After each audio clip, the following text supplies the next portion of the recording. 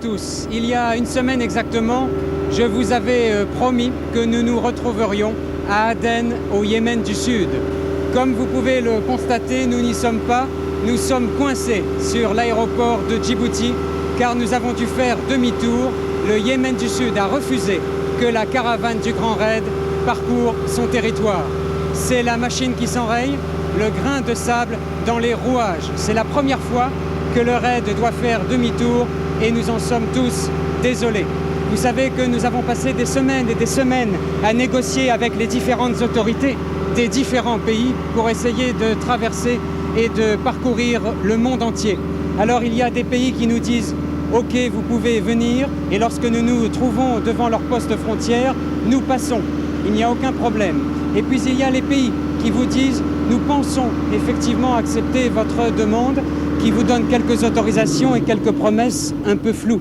Et puis quand nous arrivons devant le poste frontière, plus exactement dans le cas précis, dans les eaux territoriales sud-yéménites, c'est le refus, interdiction d'aborder à Aden, au Yémen du Sud. Alors avec Pierre God, nous allons essayer de savoir pourquoi, comment et quel choix avions-nous pour essayer de traverser cette fameuse péninsule arabique, Pierre.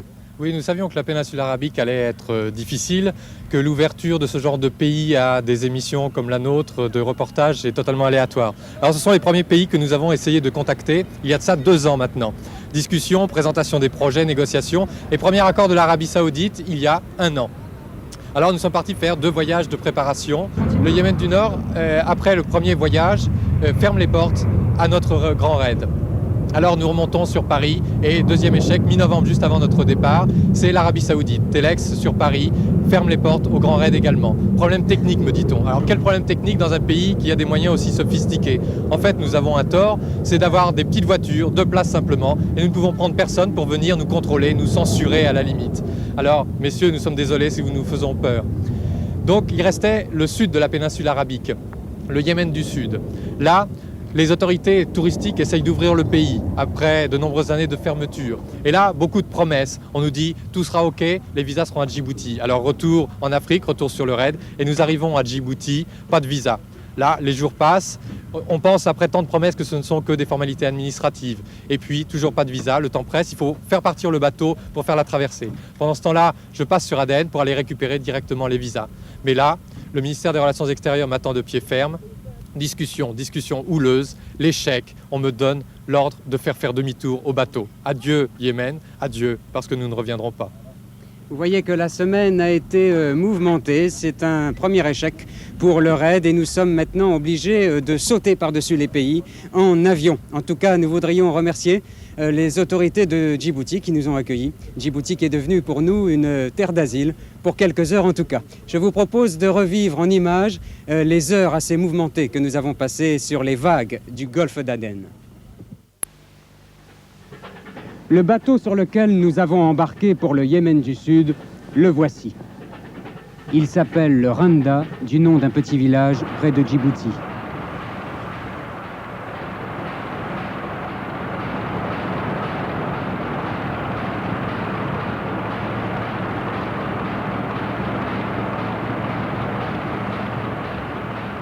Lundi, 14h, les côtes de la capitale s'éloignent. Notre vieux rafio emmène les raiders et les voitures en direction du golfe d'Aden. Pour l'équipage, il y a les mousses, bien sûr. Il y a aussi Ibrahim Mohamed, celui qui smurfe sur les vagues. Et surtout Yoreni, notre capitaine, avec son regard nostalgique qu'il promène sur sa coque. C'est son dernier voyage sur le Randa. Il le fait avec le Grand Raid. Lundi soir, Djibouti s'est éloigné avec cette impression étrange que l'Afrique nous glisse entre les doigts. Ce bateau si vieux, si usé, raconte en silence de vieilles histoires. Il avait été construit en 1958. Il avait mouillé dans tous les ports de la mer Rouge et de l'océan Indien. Aden, Bombay, Ceylan, Mombasa, Dar es Salaam, Port-Soudan, le canal de Suez. Il avait connu toutes les tempêtes, les nuits calmes et les levées de soleil qui n'annonçaient rien d'autre que la mer. En rêvant encore un peu plus loin, nous nous sommes mis à imaginer quelques menus trafics, des ventes en secret, des abordages clandestins. Ce soir-là, c'était un peu à nous d'embellir la légende du Randa en y ajoutant quelques pirates et des histoires de billets, de cat et de whisky. Henri de Montfred aurait sans doute aimé nous rejoindre, au bout de cette aventure. Mardi, les côtes ont disparu. Devant nous, derrière nous, de chaque côté, la mer. La mer qui s'est un peu agitée et qui fait danser le bateau avec une régularité déconcertante. Parmi les raideurs, il y a ceux qui trompent le temps. Gauthier Fleury ne photographie plus, il dessine. Alexandre Beauchâté ne cherche plus Rakam Legoum, Robert Bourgoin va se recoucher, et Rakam Legoum, que nous avons fini par retrouver entre-temps, lui photographie. Et puis il y a les autres que la mer bouscule un peu. Guylaine qui préfère les tonneaux au rouleau et qui tourne le dos à la mer. Les spaghettis de midi pèsent un peu lourd. Jean-Pierre qui regrette les pistes et son camion. Et puis Benoît qui a lâché sa caméra pour quelques heures.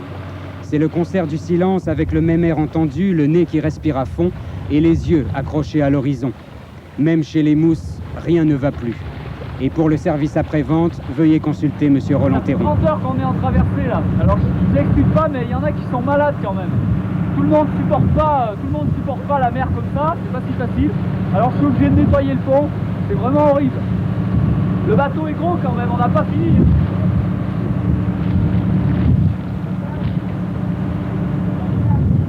Vient la nuit sans trêve. Les vagues ne se couchent pas comme cela. Elles ont tenu à faire le voyage jusqu'au bout, brisant un peu nos rêves. Le Yémen est encore loin. Mercredi matin, 7 heures. Cette fois, nous y sommes.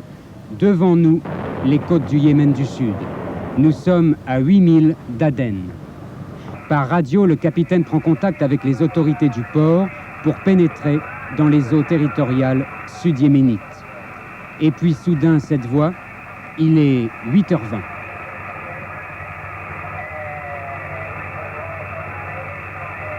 Vous ne pouvez pas entrer à Aden, vous n'avez pas de permission spéciale pour cela.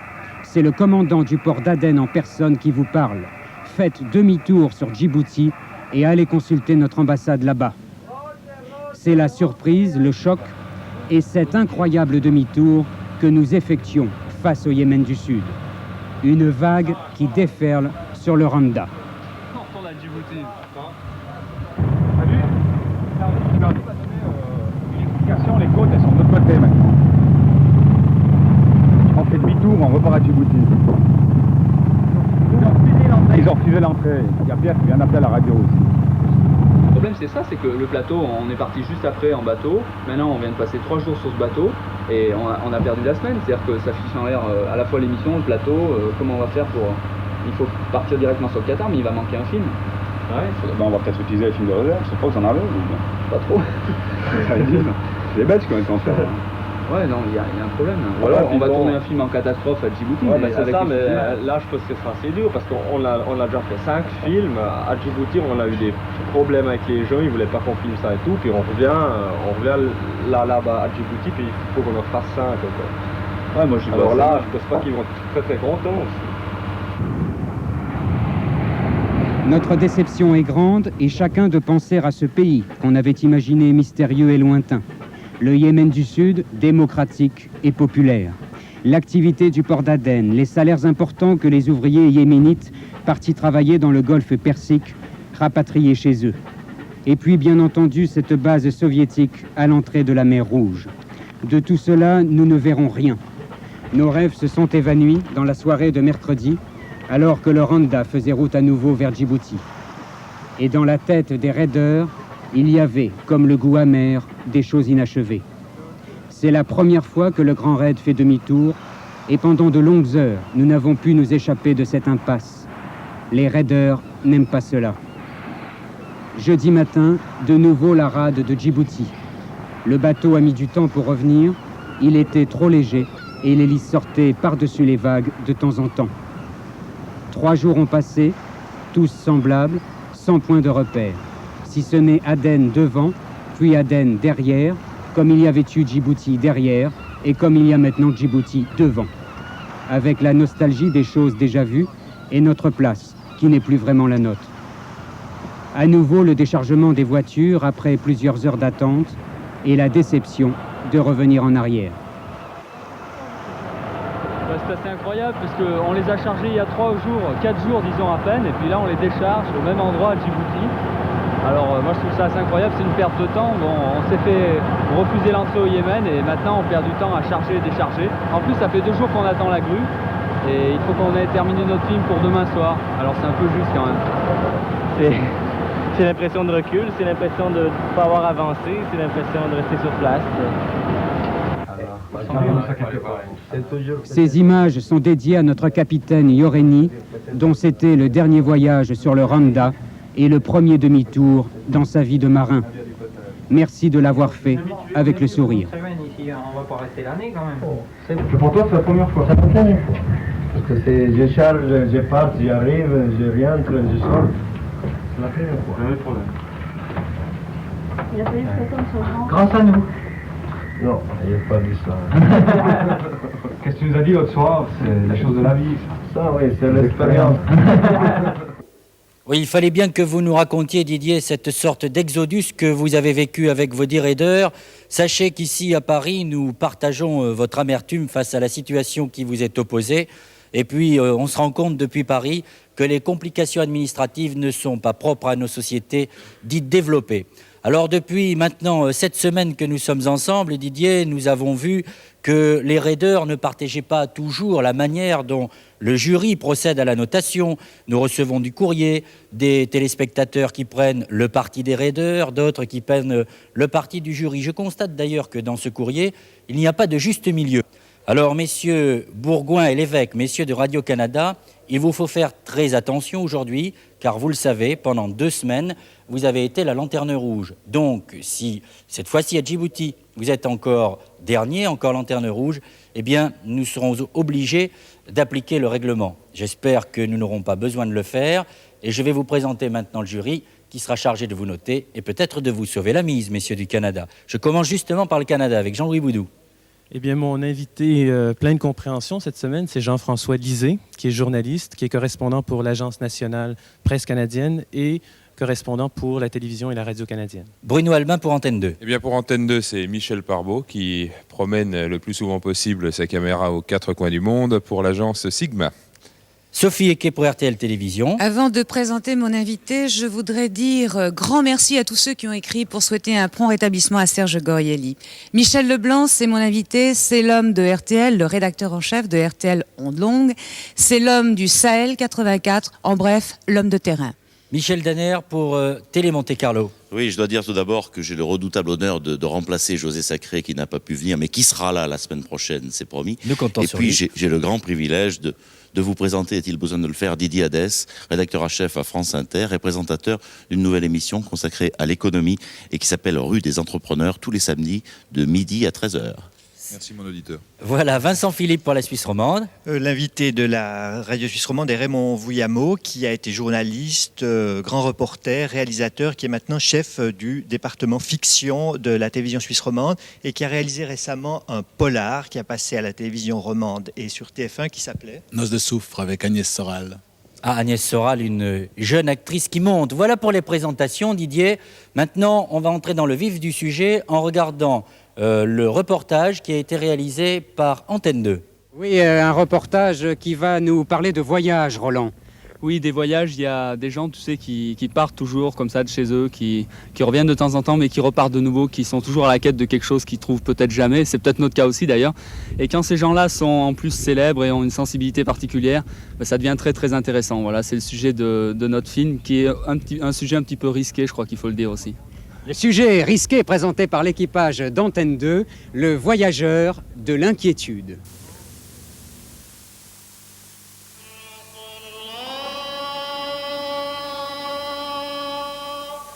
L'homme aux semelles de vent a 26 ans. Une forte envie d'embarquer pour l'Afrique orientale. Début d'un long voyage, une saison en enfer. Cela se passe il y a 100 ans, tout près de Djibouti. Tourner le dos à la poésie, larguer les amarres, plonger dans l'abîme de l'inconnu.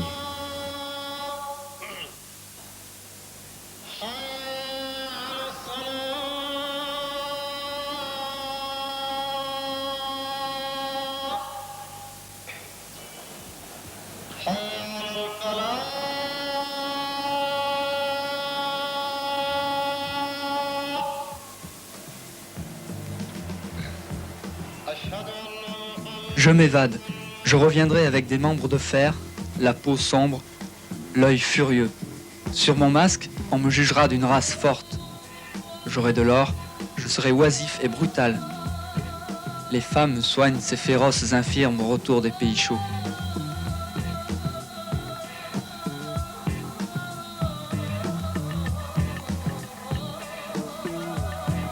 Je voudrais faire quelque chose de bon et d'utile. Quels seront les résultats? Je ne sais encore. Les gens d'ici vivent dans un temps suspendu. Le passé n'est pas mort, il n'est même pas passé. Le soleil est au rendez-vous, la seule certitude de rendez-vous.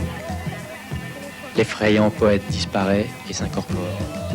La sécheresse de la terre devient celle de son corps, sa soif de terre, sa dureté. Le soleil est à présent l'obsession climatique de la durée, la plus longue durée possible au soleil avant la mort fatale.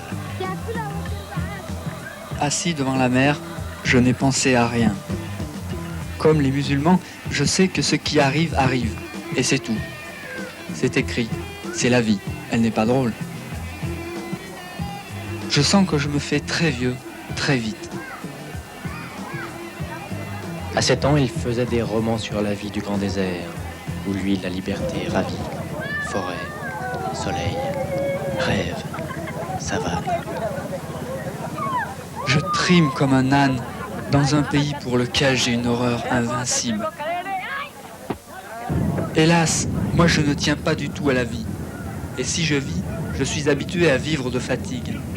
Mais si je suis forcé de continuer à me fatiguer comme à présent, et à me nourrir de chagrins aussi véhéments qu'absurdes dans ces climats atroces, je crains d'abréger mon existence. Je m'ennuie beaucoup, toujours. Je n'ai même jamais connu personne qui s'ennuya autant que moi. Le plus probable, c'est qu'on va plutôt où l'on ne veut pas, et qu'on fait plutôt ce qu'on ne voudrait pas faire, et qu'on vit et décide autrement qu'on le voudrait jamais, sans espoir d'aucune espèce de compensation. Heureusement que cette vie est la seule, et que cela est évident, puisqu'on ne peut s'imaginer une autre vie avec un ennui plus grand que celle-ci. L'ange en exil est mort, il faut être absolument moderne. Verse-nous ton poison pour qu'il nous réconforte. Nous voulons, tant ce feu nous brûle le cerveau, plonger au fond du gouffre, enfer ou ciel, qu'importe, au fond de l'inconnu, pour trouver du nouveau.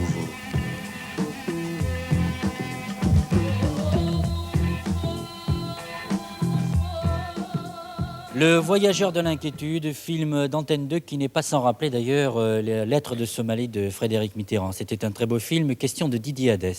Une question documentaire, savoir un peu ce que Roland et Laurent ont emporté dans leur bagage comme littérature, comme livre de chevet, tout simplement. Savoir si c'est de la mémoire, si c'est la bibliothèque municipale, ou si c'est leur propre préparation de voyage. Il se trouve que quand on est parti au Grand Raid, on avait le choix pour emmener 1 ou 2 livres seulement et on a pris les poèmes de Rimbaud et ça tombait très très bien. Voilà la réponse apportée. Maintenant, nous allons noter Jean-Louis Boudou pour le Canada. Oui, alors pour l'intention que je trouve très bonne, mais malheureusement, je trouve que l'ensemble se perd un peu dans les niveaux de texte, là, 12. Oui, même avis, je trouve qu'on décroche assez rapidement, 11. RTL Télévision. Eh bien, comme les Canadiens, 12. Oui, moi aussi, ma note c'est 11 parce que je trouve que le texte évidemment est très bien, mais je ne suis pas tout à fait d'accord avec l'image. Et il y a des moments aussi où je ne vois pas la relation entre le noir et blanc et la couleur. Télé Monte Carlo. Bien, Télé Monte Carlo, on n'a pas du tout le même avis. On a beaucoup aimé les images, le choix du texte, bien entendu. Je trouve que c'est très bon, j'ai donné 17. Quant à moi, j'ai donné 18. C'est le carnet de voyage comme j'aimerais en voir souvent. Suisse romande. Moi, j'ai donné 15 parce que j'aime la tentative de lier l'image intérieure de Rimbaud et les images du pays qu'on visite. J'ai donné 13 pour le choix du sujet. 109 points. Maintenant, on regarde le deuxième reportage qui nous vient de la Suisse romande. De la Suisse romande, avec quelques images de la part d'Alex et d'Alain, quelques images concernant le tournage. Ce sont des images sur le tournage d'un tournage, en quelque sorte. Oui, en quelque sorte, nous avons préféré montrer les images qui, justement, expliquent les difficultés que nous avons rencontrées pour tourner ce sujet. Parce qu'en effet, nous devions tourner des scènes dans des bars particuliers, principalement destinés aux distractions nocturnes. Et pour ce faire, il était donc hors des questions de réclamer des autorisations. Nous avons donc dû tourner en force, comme on dit, caméra au point, sous le manteau.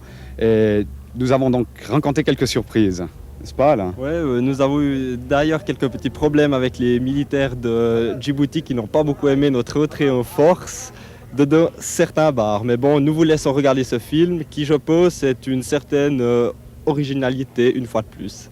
Et surtout que Michel Parbeau regarde avec attention ce film car il y a un certain nombre de travelling. Je ne sais pas s'ils sont bons ou mauvais. À vous de regarder ce reportage, cette mini-fiction aussi, intitulée Transit.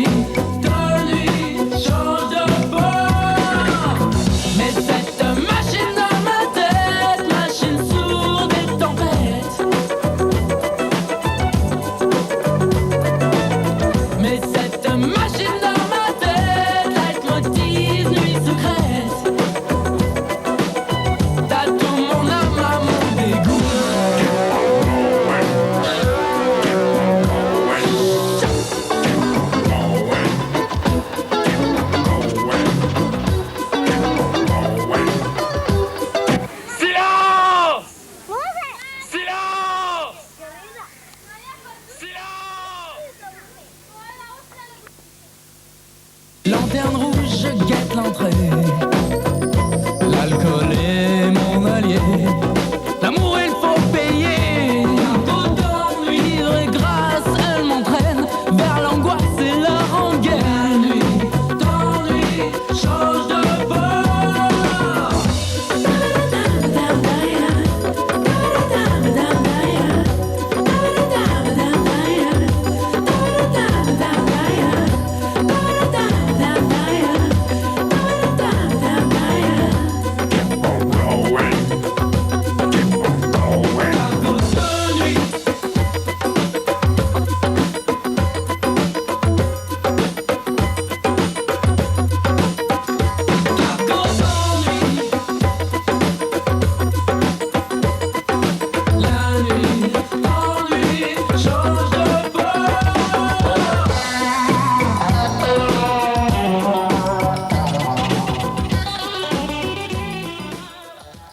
Eh bien, messieurs, dames, c'était donc le premier clip vidéo du Grand Raid, un sujet transit très très branché, qui est même applaudi par Sophie Equet de RTL Télévision.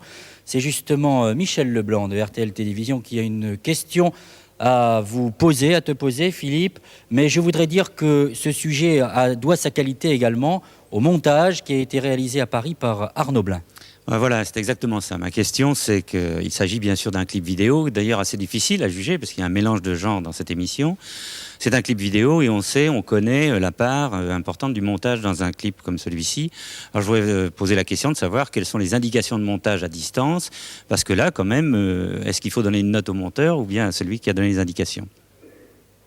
Non, en effet, nous voulions le faire remarquer à la fin, donc lors des commentaires. On tient à remercier et à féliciter tout particulièrement les monteurs parce qu'on se rend très bien compte que en fait, c'est un travail de longue haleine qui demande certainement plus de temps que pour un film normal. Maintenant, ce qui concerne les indications de montage, il n'y a pas d'indication très stricte quant au minutage, mais il y a une indication quant à la suite de l'histoire parce qu'en fait, c'est quand même une histoire, une fiction d'un marin qui traverse une ville. On voit aussi la ville, on voit les ruelles colorées. C'est disons, une façon de montrer Djibouti, mais il ne faut pas oublier donc que c'est une fiction, quoi. Il y a une question que je me pose également, car depuis le début, vous faites des films de fiction qui sont souvent très bons et vous jouez beaucoup sur les effets d'image. Est-ce que vous connaissiez le cinéma, la caméra, avant de faire le Grand Raid ? Ben non, nous ne connaissions pas forcément la caméra, mais il faut, je pense, reconnaître qu'on était certainement influencé par les clips. Alors on note Jean-Louis Boudou, Canada. C'est assez difficile parce qu'effectivement, il y a un peu deux écoles là, sur ce plateau. Moi, j'ai adoré, pour le sens du cadrage, l'image, 16 points. Oui, même avis, puisque le texte était fourni par Axel Bauer, il fallait un œil de cinéaste. Je crois que les images étaient très bien tournées. Et même si le montage a été fait ici, il y avait des raccords qui étaient très nets faits par les raiders, j'ai mis 16. Bruno Albin, Antenne 2. Moi, je reconnais que les images sont très très belles, mais l'ensemble ne m'emballe pas, alors j'ai mis 12. Moi, je dirais bravo, un grand bravo au caméraman. Les images sont tout à fait remarquables. Par contre, je ne suis pas du tout d'accord avec vous. Ce n'est pas une vision de Djibouti, c'est une vision de vous à Djibouti. Je trouve qu'il est dommage, quand on a la chance d'être dans des endroits comme ça, de se foutre un Walkman sur les oreilles, mais c'est un point de vue. Mais pour ces raisons, qui me sont strictement personnelles, je ne vous donne que 10 au total. On va laisser continuer la notation, puisque vous avez entendu la réflexion de Michel Parbeau et vous allez réagir après la notation. Sophie moi, Eke. j'ai applaudi, j'adore, peut-être en tant que femme qui a touché à la variété aussi. C'est inattendu, le clip sur le Grand Raid, c'est très bien fait. Et chapeau au talent de comédien, entre parenthèses aussi de Philippe. Combien Ah oui, pardon, oui, ma note, 15. Mais alors, moi, je pense aussi que les images sont très belles. Je pense que ça aurait pu être fait n'importe où, ailleurs qu'à Djibouti. Mais je trouve ça quand même bien réalisé. Et si l'on peut réaliser quelque chose, même loin, je pense que je mets 14. Télé Monte Carlo. Je crois que je vais en faire encore hurler certains, mais je ne peux pas dire autre chose, que c'est un sujet qui aurait pu être tourné dans n'importe quel port du monde. Ça, on l'a beaucoup entendu jusqu'à maintenant. Oui, donc je mets 11. 11, c'est une note très dure. Eh ben, je serai encore plus dur, je mettrai 10 pour les mêmes raisons que celles avancées par Michel Parbeau, je vous trouve très Michel sévère, Leblanc. Messieurs, même si vous pouvez, je regrette terriblement que... la vision de Djibouti, pour moi, n'est pas tout à fait celle-là. D'accord, mais il y a quand même une qualité technique. La Suisse romande... Il y a au moins 10. Oui, j'aimerais dire quelque chose aux concurrents suisses. Ils voient qu'ils ne sont pas très bien notés aujourd'hui. Et bien entendu, ils ne sont pas très bien notés parce que certains des jurés ont de la peine à entrer dans l'univers branché des clips vidéo. Et que, comme généralement, le juré est plutôt formé de journalistes, moi, je conseillerais plutôt à nos concurrents suisses de faire des sujets plus journalistiques s'ils ont envie d'être bien classés. Cela dit, moi j'aime beaucoup leurs sujets. Moi j'aime beaucoup. 104 points, nous dit Roger Bourgeon. Nous allons maintenant passer au troisième reportage. Le troisième reportage nous est présenté par le Canada, plus exactement par un Canadien, puisque Francis Lévesque est parti tourner. Vous savez qu'avec toute notre aventure sur la mer, nous avons perdu plus de 3 jours et qu'il est difficile de rattraper le retard. Les candidats ont à peine maintenant 24 heures, légèrement plus, pour tourner leur prochain reportage. Voilà pourquoi Francis n'est pas là.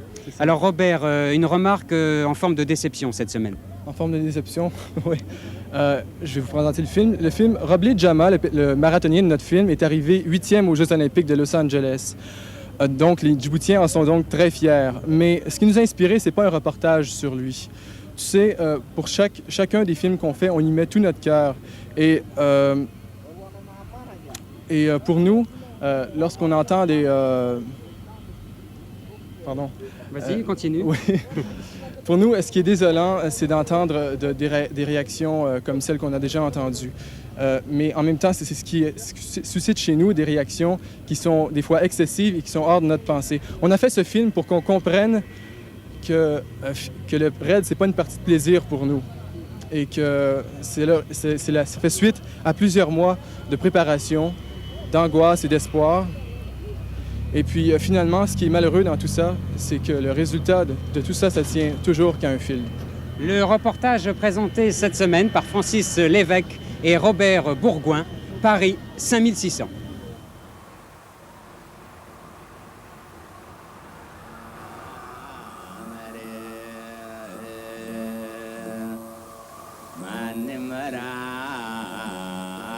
On les dirait sortis d'un rêve. On ne sait pas vraiment d'où ils viennent. À première vue, ils ne semblaient pas destinés à faire des champions. Mais ils n'ont de cesse d'avancer. Et un jour, on les fait courir leur chance.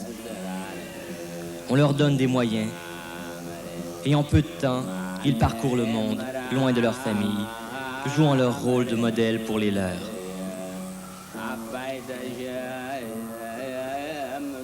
Toujours cette obsession de repousser leurs limites, d'éviter les faiblesses, de rattraper ceux qui les précèdent.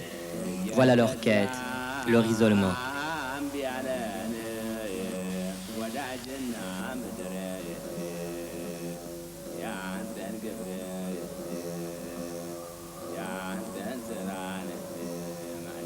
Parfois, ils auraient envie de ne dépasser qu'eux-mêmes, loin des projecteurs. Mais ils connaissent les règles du jeu. Aujourd'hui, ils font partie des 10 premiers. Demain, une poussière peut tout bouleverser. Mais au moins, ils ne verront pas se régler à des milliers de kilomètres le résultat de leurs efforts. On ne sait pas vraiment où ils vont. Mais l'important est qu'ils ne s'arrêtent jamais.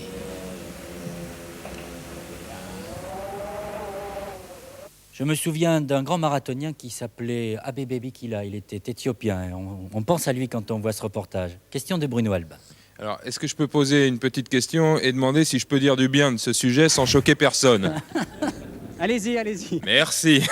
Alors, je voudrais d'abord dire que je trouve très bien d'avoir choisi de traiter ce sujet à cet endroit. Ça, c'est une très bonne chose.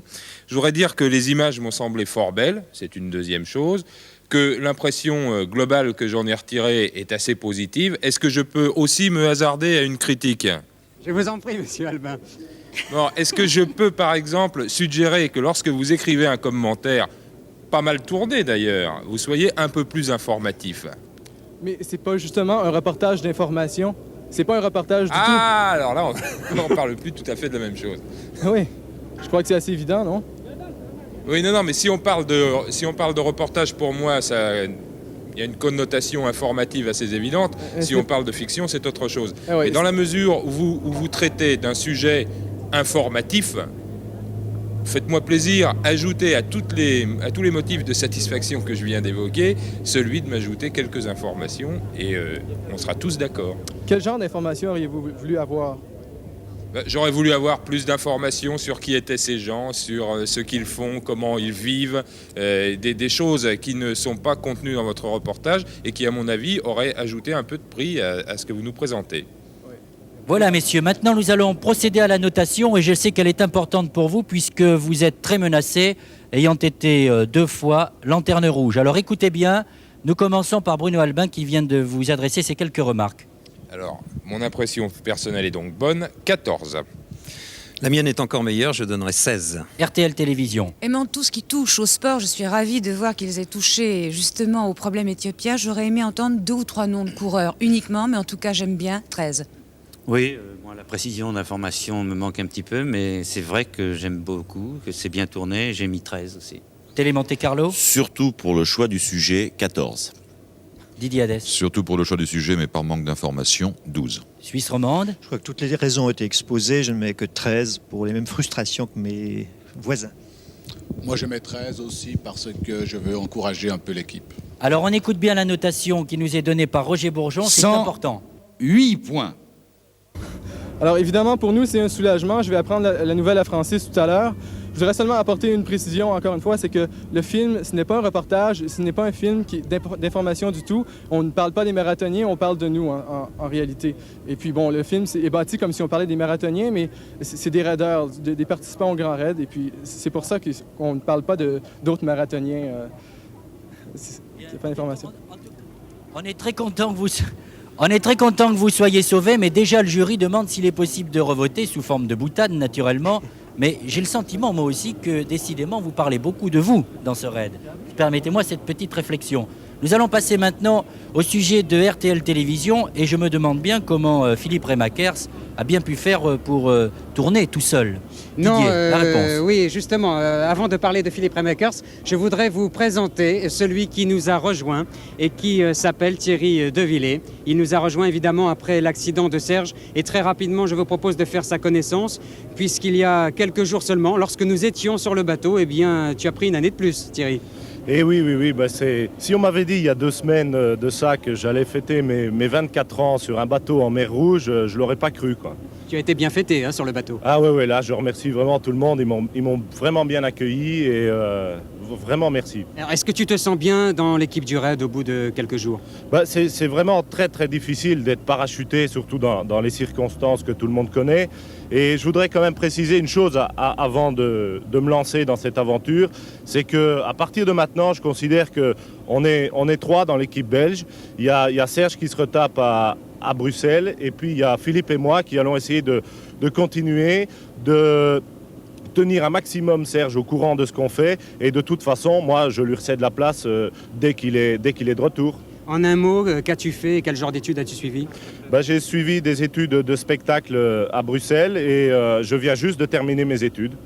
Très bien. Quant au film tourné par l'équipage RTL cette semaine, en fait, il n'a pas été tourné par Philippe Remakers, mais c'est le dernier sujet réalisé par Serge Gorielli, Philippe. Oui, alors c'est un film que Serge a voulu assez personnel. Je crois qu'il est poétique. Et puis c'est un film en rose et bleu qui a été tourné les cheveux au vent. J'espère que ça fera rêver un petit peu, les images sont très belles. Voilà, le film s'appelle Impression. Serge Gorielli vous propose Impression. Si je désire une impression de Somalie, c'est ce grand hôtel, chaud et bariolé, où vers une aurore enrhumée, des ombres vaporeuses voltigent encore dans leur carnaval privé. Dansent langoureusement les gentlemen en goguette. Des formes ridées de la swimming pool profonde, je chanterai la musique d'une tarentelle guindée. C'était ma jeunesse.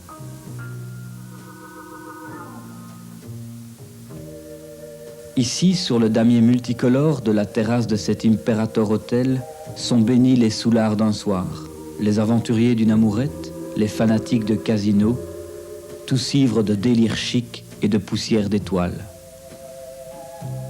Souriant mais blême, je me souviens de ce temps et de ma jeunesse puissante. Mon père s'épouvantait de voir s'égrener les années de manière aussi délibérée. Mon père, le colonel Luigi Rampano, en poste à Mogadiscio, s'évertuait à éduquer son fils en Somalie. Lui, le colonel. Il était sérieux, il n'aimait pas l'alcool, encore moins les femmes. Jamais il ne dansait sur le damier multicolore de l'Imperator. Ça, c'était dans les années d'avant, les années de la colonisation italienne. C'était mon temps de l'insouciance et des cheveux au vent. Mogadiscio, c'était ma jeunesse, et l'Imperator, avec son bleu et son rose, c'était mon rêve. Mais pour le malheur de mon père, l'Italie ne me concernait pas. L'outrecuidance de tricolore était loin d'appâter le jeune guerrier à la tête nue que je voulais être. Et à l'Imperator, dans ce qu'ils appellent la mondanité, je m'abreuvais de sensations voluptueuses et d'odeurs écœurantes. Depuis la poitrine de la comtesse d'Ibroglio jusqu'au sourire tendre des jolis aspirants carabiniers. J'étais un fringant lieutenant, et la guerre n'était pas arrivée.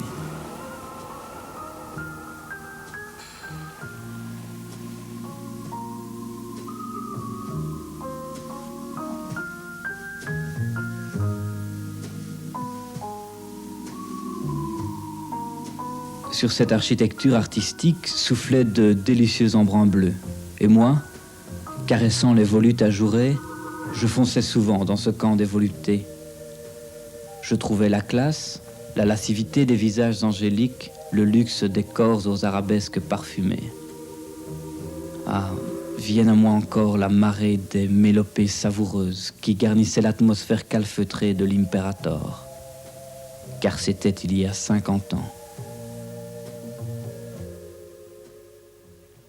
Impression, très beau texte de Serge Gorielli qui, par parenthèse, est chez ses parents maintenant en pleine forme, prêt à repartir pour Lorette dans quelques semaines et qui regarde de chez lui notre émission. Bonsoir Serge, ton texte était vraiment, vraiment super. Question de Jean-Louis Boudou.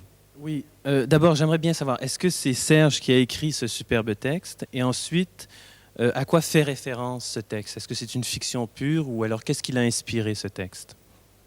Bon, là-dessus, je voudrais dire que le texte a été écrit au départ en forme d'ébauche par Serge. Il a été retravaillé par moi. Je lui ai téléphoné à Bruxelles et là-dessus, Serge l'a retravaillé selon ses idées. C'est bien sûr, c'est une fiction totale. Je veux dire, ça sort droit de son imagination. Et puis, il a voulu le traiter d'une façon justement très personnelle et très poétique. Voilà, je crois que c'est un petit peu l'histoire de cet hôtel, mais surtout de ce jeune qui traverse un hôtel et qui a traversé une période que la Somalie a vécu d'une façon assez intense. Bravo pour la qualité littéraire de ce texte, qui est applaudi. La notation Alors bravo, Radio-Canada. Très réussi, 15. On se laisse charmer, 16. Antenne 2. 13. 14. TMC. 14 également. 17 parce qu'il est sorti du complexe de la course et qu'il a su nous donner une impression, un carnet de voyage. C'est ce que j'aime. Oui, ça, c'est un sujet tout à fait artistique et j'ai mis 15 parce que j'y étais très sensible. J'ai mis 13 et je répète qu'il est très difficile pour nous de juger des sujets aussi différents que des reportages, des fictions et des clips. 117 points. 117, nous dit Roger Bourgeon. Bravo à Serge Gorielli et Philippe Remakers. Nous allons maintenant passer à Télé Monte Carlo. C'est le dernier sujet de notre émission de ce soir. Oui, Noël, une dernière remarque de Philippe Remakers à propos du film. Je craignais un petit peu, et je parle au nom de Serge, qu'en présentant un film comme ça, qui se voulait de présenter le rêve, de présenter un peu des belles images et tout, que dans notre monde actuellement, le rêve n'a peut-être plus tout à fait sa place. Et je craignais que ça ne soit pas vraiment apprécié. Je vois que le sujet plaît et c'est très important. Je crois qu'il faudrait essayer de faire des sujets plus souvent justement qui font rêver. Le dernier reportage qui nous est proposé pour aujourd'hui est signé par l'équipage féminin de Télé Monte Carlo. Alors, fiction, légende, reportage? Alors cette semaine, c'est un reportage que nous avons réalisé. Alors pour nous, ce reportage, c'est un peu un défi que nous nous sommes lancés parce que le sujet que nous avons choisi est tabou à Djibouti et en plus nous sommes des filles et ça nous a posé des problèmes pour aller tourner dans le milieu musulman. Enfin, c'est pour ça qu'on a tourné quelques scènes en caméra cachée, mais enfin, on va voir ce que ça va donner. Reportage proposé par l'équipage de Télé Monte Carlo cette semaine, la rançon du Cat. Mardi 13h, un avion tourne au-dessus de Djibouti. Chaque jour, il atterrit à la même heure. Il arrive directement d'Éthiopie et vient livrer ici son précieux chargement. C'est l'avion du Cat. Ils sont des centaines à le guetter dans le ciel. Du docker à l'administrateur, toute la population active délaisse ses occupations et attend. Le cat est une plante originaire d'Éthiopie. Cultivée depuis des siècles, elle ne pousse pas sur le territoire de la République. Cet avion en importe donc tous les jours 8 tonnes. À peine déchargée, cette précieuse cargaison est rapidement acheminée aux 4 coins du pays. Par petits avions pour les régions les plus éloignées, par camion et par taxi pour la majeure partie de la ville. Tout est organisé, car il faut faire vite. Le cat se consomme au frais et les milliers de brouteurs qui à Djibouti mastiquent ses feuilles sont déjà en état de manque. Née d'un rituel mystique, cette pratique est devenue un phénomène social, politique et économique insaisissable. Sur la chaussée, c'est un vacarme de cris et de coups de klaxon. Cette vente de la chic du bonheur en devient même inquiétante, car comment ne pas être effrayé devant l'ampleur et les effets d'un tel marché ? Le consommateur habituel en achète 4 à 8 paquets par jour. La botte de 100 grammes lui coûte 12 francs, les 2 tiers de son salaire vont y passer.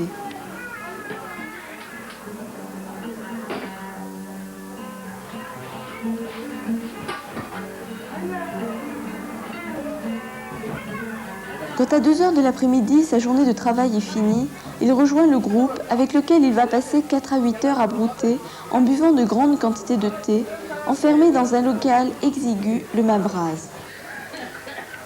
Pour profiter des vertus du cat, il faut d'abord mâcher les feuilles, puis en faire une boule qui, coincée contre la joue, continuera à diffuser sa sève. Le cat, de ma part personnelle. Il me donne le courage de travailler. Et d'après finir les 4, le soir il me donne le courage. Et il me donne le plaisir d'y aller avec ma femme. L'une des plus insignifiantes planètes de notre système stellaire, la Voie lactée, est celle-ci, notre Terre. La Terre est non seulement une petite planète, mais elle est encore une Djibouti, j'espère que Djibouti est le seul pays où tous les gens se connaissent entre eux. Pourquoi? Parce que c'est le cadre qui réunit ces gens-là. Qu'ils soient des Arabes ou des Afars ou des Somalis, de toutes les races, il n'y a pas, c'est-à-dire une distinction. C'est le cadre qui réunit ces gens-là. En plus, moi j'ai visité tant de pays, je ne trouve pas comme Djibouti. C'est le seul pays où les gens se connaissent, c'est-à-dire c'est comme des frères. Ce qui est bon dans le cadre, c'est qu'on s'entraide entre eux. Si un d'entre nous tombe dans le pétrin, ou bien ça lui arrive malheur, bien, ça c'est bien. Ou bien un cas de décès d'un membre de sa famille, tout le monde qui vient, qui se groupe en Broutin, verse, ou bien une somme comparable pour l'aider. Ce qui est meilleur dans les cas, même dans les mariages, si un homme n'a pas le moyen de se marier, on lui prépare une petite tente, c'est-à-dire on l'appelle Magdala en arabe, et puis, en broutant les 4, on se groupe, oui. Et chacun paye une somme. Ce qui est bon dans les 4. Les premiers effets sont ceux d'une drogue euphorisante. Les hommes l'utilisent aussi comme stimulant sexuel. D'ailleurs, à la veille du week-end, ils autorisent leurs femmes à consommer du khat dans l'espoir d'améliorer leurs relations sexuelles. Mais au-delà des premières heures, le khatteur sombre dans l'aphasie et la dépression, puis l'insomnie. Les conséquences sociales et surtout familiales sont désastreuses. Le pays lui-même souffre de ce mot. Les gens travaillent peu ou mal. Quand pour une raison ou pour une autre le khat n'arrive pas ou en quantité insuffisante, les prix montent en flèche et les Djiboutiens se ruinent pour quelques feuilles. À ce moment-là, la tension en ville est incroyable. Tout ce khat acheté à l'étranger coûte une fortune au pays. C'est un véritable boulet pour l'économie nationale. Le gouvernement a envisagé quantité de solutions pour essayer d'enrayer ce phénomène. Mais 25 000 personnes en vivent et tellement plus en dépendent que toute mesure soulève un tollé général. Le khat est ici plus qu'une drogue marginale. C'est un élément essentiel de la vie. Alors comment convaincre autant de gens qu'ils pourraient vivre aussi bien sans ? La rançon du khat, c'est un reportage, un vrai reportage des Demoiselles de Télé Monte Carlo avec une réflexion de Michel Parbeau.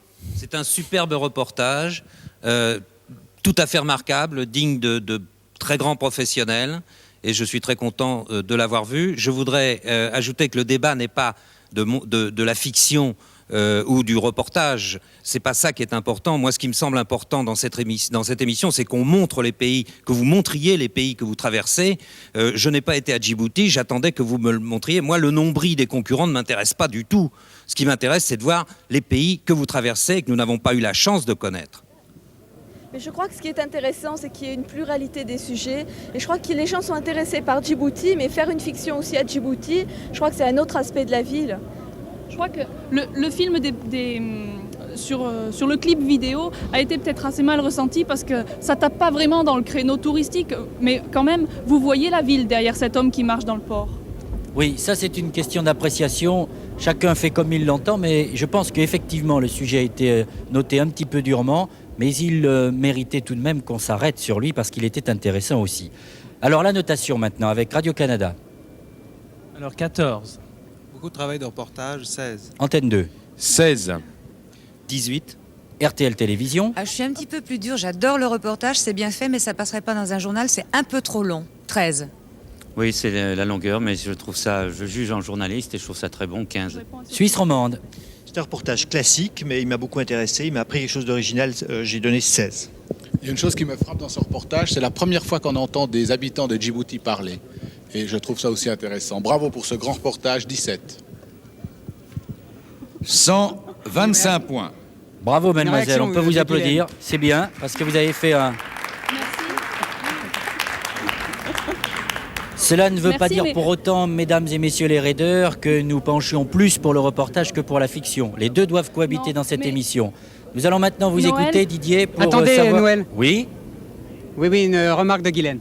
Oui, j'aimerais dire à Sophie Eke quand même que c'est un sujet tellement important qu'on ne peut pas le boucler en 3 minutes ni en 2 minutes 50. Les 5 minutes, elles étaient quand même nécessaires parce que c'est tellement important ici à Djibouti qu'on ne peut pas passer sur certains aspects. Bien, on a écouté votre réaction. Maintenant, Didier, nous écoutons les bonifications que vous avez données aux concurrents pendant cette semaine difficile. Oui, c'est un vrai poème cette semaine parce qu'en fait, les bonifications, j'ai plutôt envie de les attribuer à notre capitaine Yoreni qui est arrivé à l'heure, lui, au Yémen du Sud. Mais vous savez que nous avons tous dû faire demi-tour, donc difficile de juger de l'état général de la voiture. J'ai envie de mettre quand même 25 points pour l'état général du Rwanda, puisque nous avons bien vogué sur les eaux. En tout cas, pour les candidats, 25 points à tout le monde. Tous les paramètres sont maintenant en notre possession et nous pouvons procéder au classement hebdomadaire. Il s'établit ainsi: premier, Télé Monte Carlo; deuxième, RTL Télévision; troisième, Antenne 2; quatrième, Radio-Canada; cinquième, Suisse romande. Messieurs du Canada, vous êtes sauvés des eaux. Voici maintenant le classement général. Premier, Télé Monte Carlo, qui se détache donc, puisque la semaine dernière, vous étiez ex-aequo avec RTL Télévision. Télé Monte Carlo, 963 points. Deuxième, RTL Télévision, 955 points. Troisième, la Suisse romande avec 913 points. Quatrième, Antenne 2, 901 points. Cinquième, Radio-Canada avec 882 points. L'écart se creuse singulièrement entre le premier et le dernier. Il va falloir rattraper cela lors de la prochaine étape. Une prochaine étape où nous allons modifier un petit peu notre formule, puisque chaque semaine, désormais, nous aurons un grand témoin, un grand invité qui dialoguera avec les jeunes raideurs et avec nos jurés. Mais pour l'heure, Didier, vous préparez vos valises. Vous n'êtes pas très loin de l'avion qui va vous emporter vers Doha, dans l'émirat du Qatar. Oui, nous espérons, en tout cas cette fois, c'est le grand moment ici sur l'aéroport de Djibouti, puisque dans quelques minutes, nous allons enfin embarquer. Nous ne savons pas si notre avion va faire demi-tour en arrivant au Qatar. En tout cas, nous ne le souhaitons pas. Les autorités, théoriquement, ont été prévenues. Les visas nous attendent à l'aéroport et nous embarquons maintenant avec l'ensemble des raideurs. Ça va, Guylaine ? Ouais, ça va. Laissez-moi vous dire encore que nos voitures, nous avons été obligés de les abandonner. Elles sont acheminées en ce moment même vers Bombay car il était trop difficile techniquement de les acheminer au Qatar eu égard au peu de temps qu'il nous restait. Alors je vous donne donc rendez-vous à la semaine prochaine en espérant que cette fois-ci, ce ne sera pas pour le 4e épisode à partir de la gare de Djibouti. Bonne semaine et à une semaine en principe pour le seul pays de la péninsule arabique que nous allons visiter, le Qatar, capitale Doha. Bonsoir à tous et merci de nous avoir été fidèles, même en avion.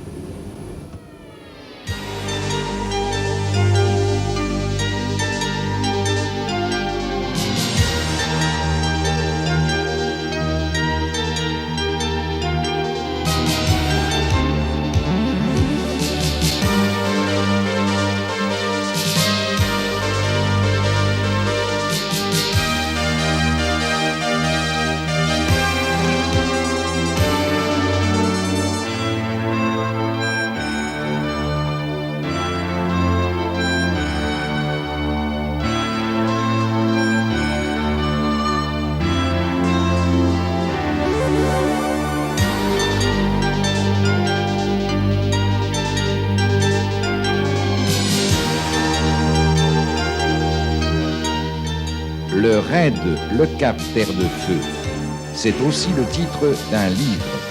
Édité par Hachette, il vous permet de mieux suivre, par la description des pays traversés, l'aventure du Grand Raid.